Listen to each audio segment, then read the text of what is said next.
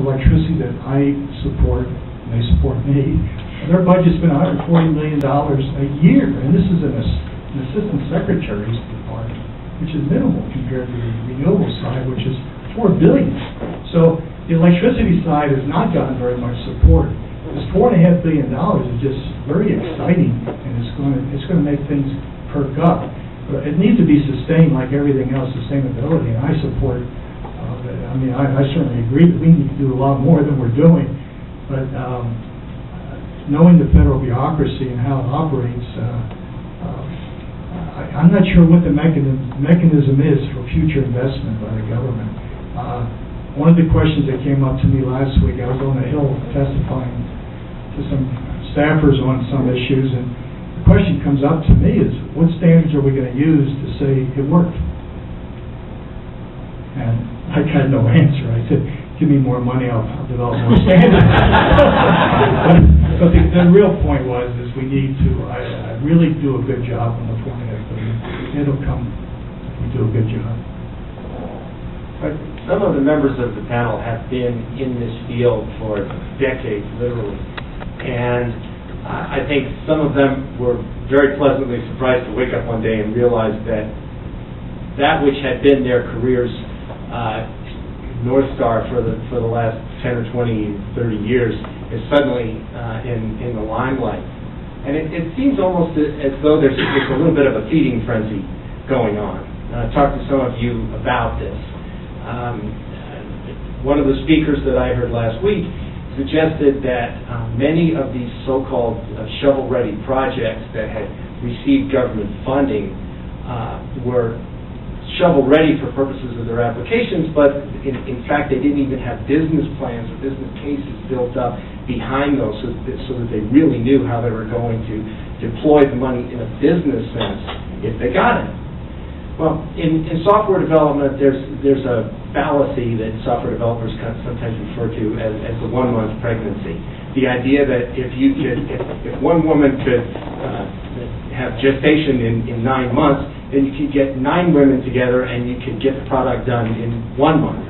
Well, the question is, are we pursuing that fallacy right now with our development of the smart grid? Are we having too many hands, too many folks in the kitchen at the same time?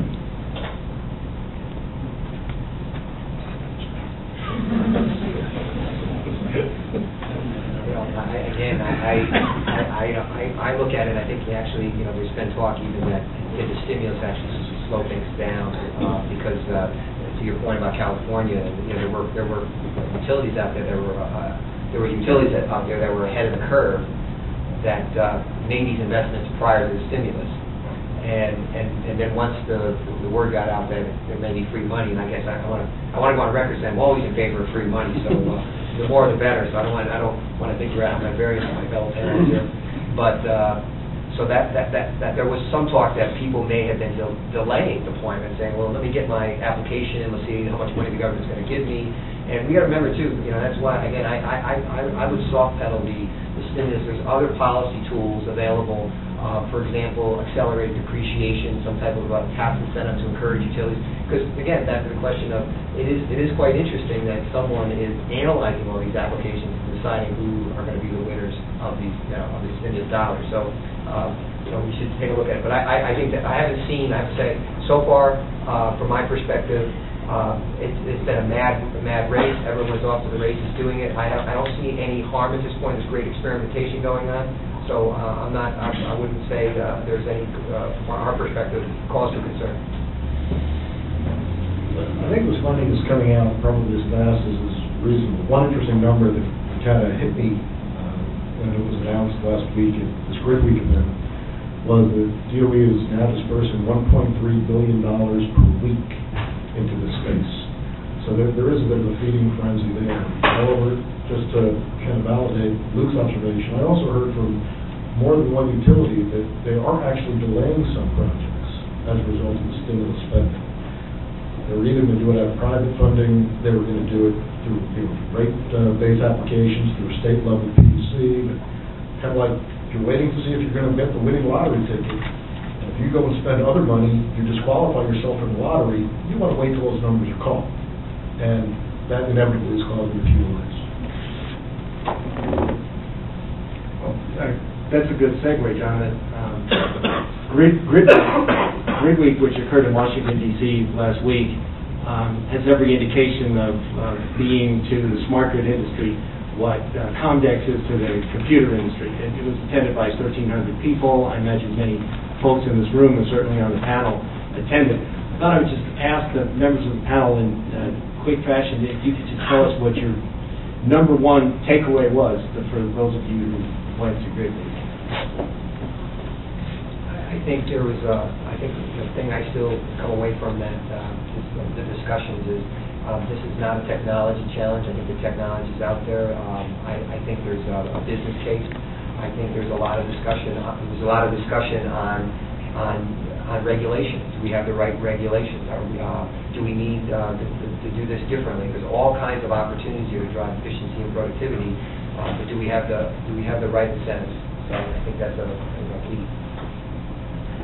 I think the key takeaway for us, and we had about 10 people attending, was the transition from the conversation around the operational efficiency and the operational gains from the smart grid that are sort of inward focusing to the utility, and the realization that there's a whole lot of consumer empowerment and consumer and customer enablement that's now possible, and a growing realization that, okay, that's not going to be instantly applicable to 100% of the population, but there are segments, there are people who are more interested, there are people who are less interested. So just the whole awakening to the consumer empowerment piece. One of the big takeaways I came away with from Grid Week is there was an inordinate amount of discussion around emerging standards. And NIST, as you all know, has been empowered to drive these new standards for the smart grid. And quite a bit's been done just in the last 90 or 120 days. And just last Thursday, they announced the quote final round of the specs. Well, they're out now for another round of comments. But just to give you a sense of the need for these standards, what was initially targeted at being a list of 16 standards or categories of standards ended up expanding to 31. And in this document that was released last Thursday for further comment, there are 46 more that are now proposed for further review. So I think there's quite a bit yet to be done to define standards so that we don't all go spinning our wheels and creating a grid that's not going to talk to itself and other parts of itself. To follow up with what John mentioned, we've been monitoring the NIST activity. George Arnold and I are good friends at the IEEE on the board with me. The list of low-hanging fruit of the 16 other standards, they're discrete standards that basically have some connection with all of this. But the interoperability, that's what 2030 is all about. We were trying to play a get-ready game relative to what NIST was going to produce. So we're looking at how do we connect all these standards. A lot of them are IEEE standards, 802, wireless communication, power technology standards, 1547 interconnection standards, which I chaired years ago. And all of these have to be looked at relative to the new concepts and new ideas that are coming out. But getting back to the Grid Week itself, I was on the organizing committee the first year and putting it together. The first year was technical type stuff. The second year was how does it all fit together? This year was obviously a lot more policy, regulatory, and a lot more business oriented, which is really exciting for me to see people who can make decisions, who have support, have influence,